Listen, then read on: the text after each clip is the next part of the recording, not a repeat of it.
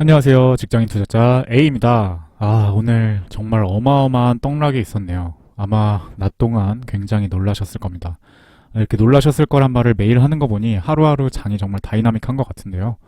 오늘 가장 주요한 사건이라고 한다면 비트코인과 기타 알트코인들이 떡락하면서 김프가 상당히 해소되었다는 거죠. 아까 오전에 20%를 훌쩍 넘어서 22%, 23%, 24%까지 갔고 비트코인 골드 같은 경우엔 떡상을 하면서 김프가 40%가 넘어갔었습니다. 그런데 이런 김프는 그리 오래 가지 않았고 이내 이렇게 쭉 떡락을 하면서 아까는 김프가 어떤 알트코인 같은 경우엔 역프가 생기는 경우도 있었습니다. 역프라면 역프리미엄, 즉 국내 거래소 가격이 해외 거래소 가격보다 낮아지는 현상을 말합니다. 그랬다가 다시 바로 반등을 하면서 지금 김프가 다시 12%대가 됐는데요. 그렇게 된 와중에도 다시 한번 비트 가격은 내려가고 있네요. 달러 차트와 비교해보시면 아시겠지만 달러 차트의 하락폭은 그다지 심하지 않았습니다. 그에 비해서 김프가 내려갔다는 건 그만큼 원화 차트 하락폭이 컸다는 얘기죠. 오늘 하루 동안 하락한 양을 보시면 비트코인 같은 경우에 이 봉만큼 하락한 겁니다. 최고 7,940만원에서 7,050만원까지 하락했네요. 10% 이상 하락했던 모습입니다. 당연히 알트코인들은 우수수 떨어졌고요. 기본으로 30% 정도는 떨어졌고 많이 떨어진 건 50% 가까이도 떨어졌을 것 같네요. 이런 상황에서 과연 어떻게 대응해야 될까 굉장히 궁금해하실 것 같은데요. 오늘 시황 얘기와 함께 차차 얘기를 나눠보면 좋을 것 같습니다. 자, 먼저 비트코인부터 볼게요. 비트코인 같은 경우에 제가 이렇게 항상 그려놓는 선이 있죠. 에메랄드색 선, 이런 쐐기형 패턴이 있는데 이 쐐기형 패턴을 잠깐 넘겼다가 이렇게 떡상하지 못하고 결국 다시 쐐기형 패턴 안으로 들어온 모습입니다. 이 지지선의 하단 부분을 터치하진 못했고요. 따라서 지금 상황에서 아까 오후의 하락이 최저점일 수도 있겠지만 다시 좀 더 내려가서 결국은 아래 지지선까지 터치할 수도 있지 않을까 싶습니다. 하지만 이렇게 터치를 한다면 그만큼 반등이 분명 나와줄 거라고 생각이 됩니다. 현금이 있으신 분들은 그 시점을 노려보시면 꽤 괜찮은 수익을 얻으실 수 있을 거라 생각합니다. 다만 문제는 저를 포함해서 많은 분들이 대다수의 시드가 지금 이미 코인에 투입되어 있다는 거겠죠. 오늘 아침에만 샀어도 이 고점에 물려 있을 거기 때문에 꽤 난감한 상황이 아닐 수 없습니다. 비트코인 골드 같은 경우에도 오전에 엄청난 상승을 보여주다가 약 20만원에서 10만원까지 정말 몇 시간 만에 반토막이 났고요. 반 정도 회복했다가 다시 조금씩 내려오고 있는 상황이죠. 비트 형제들, 비트코인 캐시 ABC 같은 경우에도 이런 평행 채널을 그려놨었는데 평행 채널을 상단 뚫어서 저는 이 상단에서 지지받을 줄 알았는데 다시 내려온 모습입니다. 캐시 같은 경우엔 이 평행 채널, 제가 굉장히 유의미하게 보는 이 평행 채널을 한번 뚫어줬었는데 사실 긴가민가 했어요. 그래서 추격 매수를 하지 않았고요. 참고 있었는데 결국 다시 안으로 돌아왔죠. 지금 상황은 이 채널의 중단쯤에 있기 때문에 방향이 어디로 갈지는 솔직히 잘 모릅니다. 50대 50이라고 생각하고요. 다만 상승 추세 안에 있기 때문에 여기서 다시 반등을 해줘서 윗변을 두드리러 가지 않을까 조심스레 기대는 해봅니다만 다시 하락을 반복해서 이 채널 하단까지 내려갈 수도 있겠다는 생각이 듭니다. 지금 당장 신규 매수를 굳이 할 필요는 없는 것 같고요. 조금 더 지켜봐도 될 것 같습니다.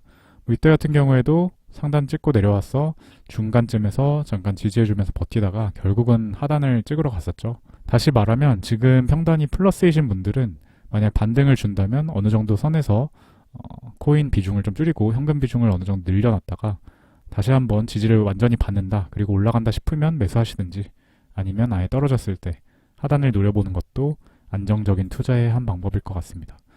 스텔라 루멘도 그려보진 않았지만 평행 채널이 보이시죠? 평행 채널 상단 맞고 다시 내려와서 지금 채널의 중간까지 다시 반등했다가 다시 하락하고 있는 모습이죠. 비슷한 상황이라고 할 수 있겠습니다. 이더리움도 마찬가지네요. 지금 메이저들의 상황은 지금 이 정도의 상황이라고 보시면 될 것 같고요. 그럼 자발트 상황을 좀 봐야 될 것 같아요.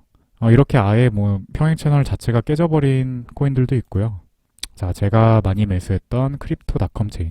제가 사실은 오늘 아침에 이 정도 288원쯤에서 엄청나게 많은 양을 매수했습니다.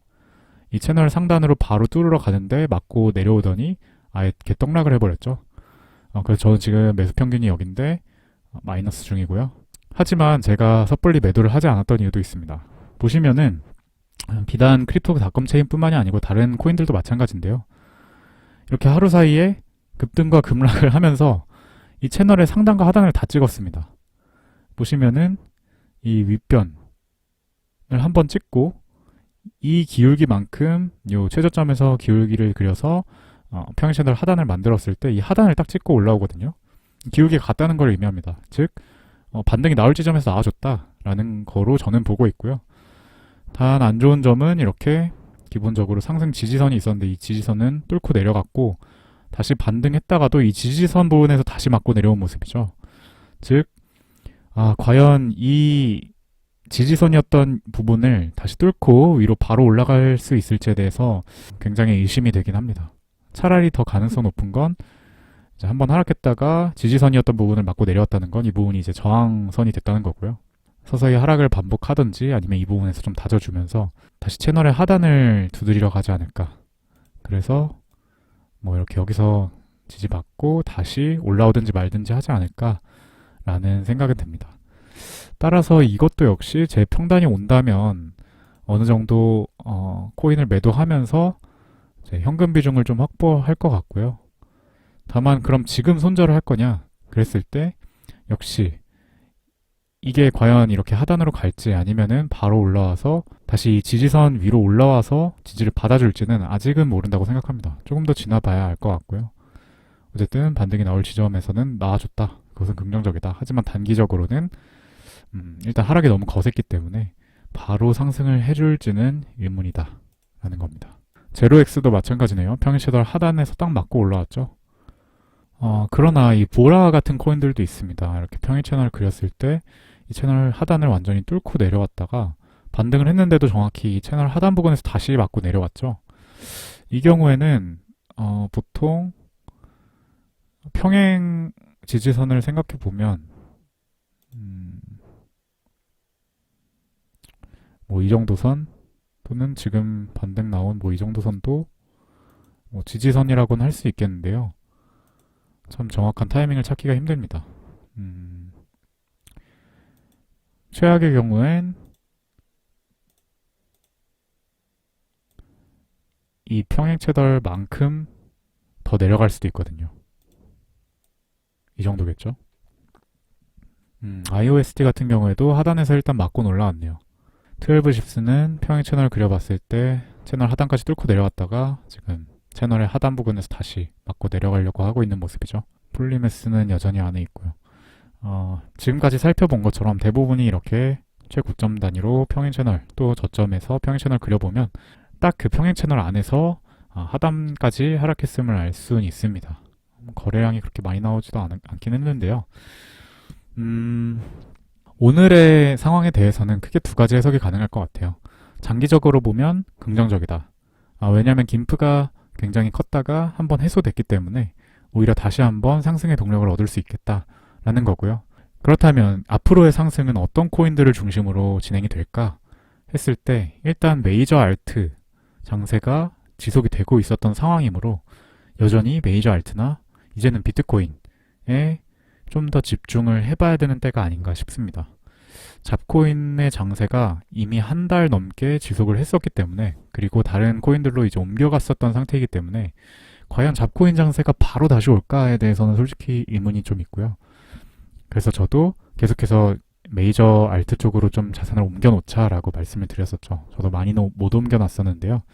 좀 아쉽긴 한데 할 수 없죠. 주어진 상황에서 최선의 대응을 해야 된다고 보고요. 자, 그렇다면 내가 물렸을 땐 어떻게 해야 될까를 생각해 보면요. 우선 메이저 알트인데 이렇게 비트코인 캐시 같은 모양에 지금 와 있는 상태다 라고 한다면 저는 이 최저점 아래로 내려가면 내려갈수록 즉 채널 하단까지 무조건 매수 받아볼 것 같습니다. 아직 메이저 장세 또 비트코인 장세가 끝나지 않았다고 생각하기 때문에 이렇게 하단에 내려오면 내려올수록 받아볼 만하다고 생각하고요.